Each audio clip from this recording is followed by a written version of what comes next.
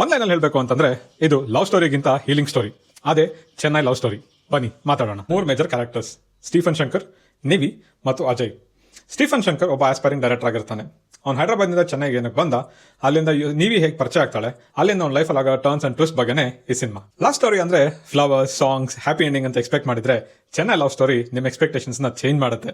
ಯಾಕಂದ್ರೆ ಈ ಸಿನಿಮಾ ಬರೀ ಲವ್ ಬಗ್ಗೆ ಅಲ್ಲ, ಹೀಲಿಂಗ್ ಬಗ್ಗೆ ಕೂಡ. ಈ ಸಿನಿಮಾದ ಡೈರೆಕ್ಟರ್ ಫಸ್ಟ್ ಹಾಫ್ ಅಲ್ಲಿ ಎಮೋಷನಲ್ ಸ್ಟೋರಿ ಟೆಲಿಂಗ್ ಮೇಲೆ ಫುಲ್ ಫೋಕಸ್ ಮಾಡಿದ್ದಾರೆ. ಫಸ್ಟ್ ಹಾಫ್ ತುಂಬಾ ಕ್ಲೀನ್ ಆಗಿ, ಕಾಮ್ ಆಗಿ, ಬ್ಯೂಟಿಫುಲ್ ಆಗಿ ಮತ್ತೆ ಒಂದು ರಿಲೇಶನ್ಶಿಪ್ ನ ಬಿಲ್ಡ್ ಮಾಡ್ಕೊಂಡು ಬರುತ್ತೆ. ಹಾಗೆ ಅದು ಸುತ್ತಲೂ ಇರೋ ಕ್ಯಾರೆಕ್ಟರ್ಸ್ ಕೂಡ ಆಡಿಯನ್ಸ್ಗೆ ಕನೆಕ್ಟ್ ಆಗೋದಕ್ಕೆ ಟೈಮ್ ಕೊಡುತ್ತೆ. ಈ ಸಿನಿಮಾದ ಹೈಲೈಟ್ ಅಂದ್ರೆ ಗೌರಿ ಪ್ರಿಯ ಅವರ ಆಕ್ಟಿಂಗ್. ಅವರು ಎಮೋಷನ್ ಸೀನ್ಸ್ ಮಾತ್ರ ತುಂಬಾ ಜೆನ್ಯೂನ್ ಆಗಿ ಆಕ್ಟ್ ಮಾಡಿದ್ದಾರೆ. ಅಂಡ್ ನಿಮ್ಗೂ ಕೂಡ ಸಿನಿಮಾ ನೋಡ್ಬೇಕಾದ್ರೆ ಆ ಫೀಲ್ ಟಚ್ ಆಗುತ್ತೆ. ಅದ್ರ ಜೊತೆಗೆ ಆ ಸಿನಿಮಾಟೋಗ್ರಫಿ ಆಗಿರ್ಬೋದು, ಇಲ್ಲ ಬ್ಯಾಕ್ ಗ್ರೌಂಡ್ ಸ್ಕೋರ್ ಆಗಿರ್ಬೋದು, ಈ ಎಮೋಷನಲ್ ಸೀನ್ಸ್ ನ ಇನ್ನೊಂದು ಚೂರು ಎಲಿವೇಟ್ ಮಾಡುತ್ತೆ. ಕಿರಣ್ ಅಬ್ಬ ಅವರ ಆಕ್ಟಿಂಗ್ ಕೂಡ ನೆಕ್ಸ್ಟ್ ಲೆವೆಲ್ ಇದೆ ಅಂತಾನೆ ಹೇಳ್ಬೋದು. ಅವ್ರ ಪ್ರೀವಿಯಸ್ ಮೂವೀಸ್ಗೆ ಕಂಪೇರ್ ಮಾಡಿದ್ರೆ ಈ ಫಿಲಮ್ ಅಲ್ಲಿ ಅವ್ರ ಕಾಮಿಕ್ ಟಚ್ ಆಗಿರ್ಬೋದು, ಹಾಗೂ ಎಮೋಷನಲ್ ಸೀನ್ಸ್ ಅಲ್ಲಿ ಬಂದಾಗ ಅವ್ರ ಎಕ್ಸ್ಪ್ರೆಷನ್ಸ್ ಆಗಿರ್ಬೋದು ತುಂಬಾನೇ ಇಂಪ್ರೂವ್ ಆಗಿದೆ ಅಂತ ಹೇಳ್ಬೋದು. ಇನ್ನು ಈ ಸಿನಿಮಾದ ಸೆಕೆಂಡ್ ಹಾಫ್ ಸ್ವಲ್ಪ ಜಾಸ್ತಿನೇ ಸ್ಲೋ ಆಗ್ತಾ ಬರುತ್ತೆ. ಅದೇ ಈ ಸಿನಿಮಾದ ಸ್ವಲ್ಪ ಡೌನ್ ಫಾಲ್ಗೆ ಕಾರಣ ಅಂತಾನು ಹೇಳ್ಬೋದು. ಮೂವಿ ಹೋಗ್ತಾ ತುಂಬಾ ಪ್ರೆಡಿಕ್ಟೇಬಲ್ ಆಗುತ್ತೆ.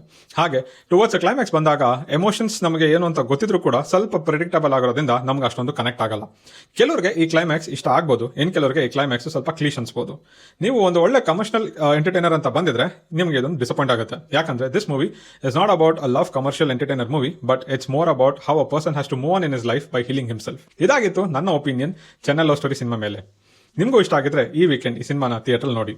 ಹೀಗೆ ಹೇಳ್ತಾ signing off, Kannada film analyst from Karnataka for the world. Thank you.